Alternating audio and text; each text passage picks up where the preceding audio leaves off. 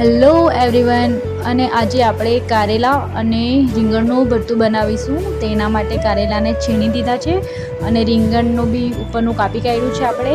હવે આ પ્લેટફોર્મ છે એને હું ક્લીન કરી દઉં છું. અને આ શાકભાજી છે એને આપણે સરખી રીતે ધોઈ દઈએ છીએ. ધોઈ કાઢી અને જે કારેલા છે એનો વચ્ચેનો જે બિયાવાળો પાર્ટ છે એને આપણે કાઢી નાખવાનો છે. એ કાઢી દઈએ છીએ બિયાને, કેમ કે અંદર ભરવાનું છે આપણે મસાલો એનો જે તૈયાર કરેલો છે.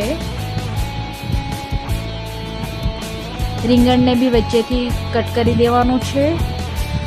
હવે આ મસાલો જે આપણે રેડી કર્યો છે એમાં મસાલો, ગરમ મસાલો, હળદર ને એવો બધો મસાલો નાખીને આપણે બનાવી કાઢ્યો છે.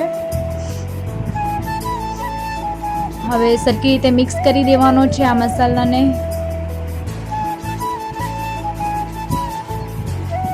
અને એને રીંગણમાં વચ્ચેથી ભરી દેવાનો છે ને કારેલામાં બી ભરી દેવાનો છે. અને આ રેડી છે આપણે ભરતું. હવે આ ભરતુંને કઢાઈમાં મૂકવાનું છે. તો એના માટે પહેલાં કઢાઈમાં તેલ નાખવાનું છે.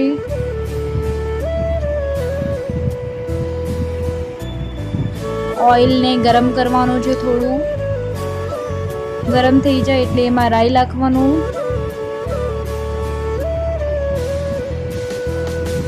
ને જીરું નાખવાનું છે.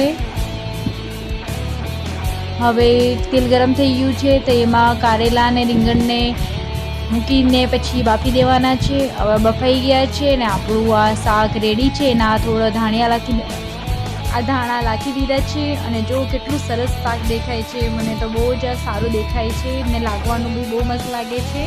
અને આ નાગલીની રોટલી બનાવી છે, નાની નાની નાગલી રોટલી જોડે તો બહુ જ સરસ લાગે છે. આ રીંગણનું ભરતું બી રેડી છે. એની જોડે ઘઉંની રોટલી ખાશું. બે શાક બનાવ્યા, તમે બી બનાવજો ઘરે ચોક્કસ. અને મારી ચેનલને સબસ્ક્રાઈબ કરજો.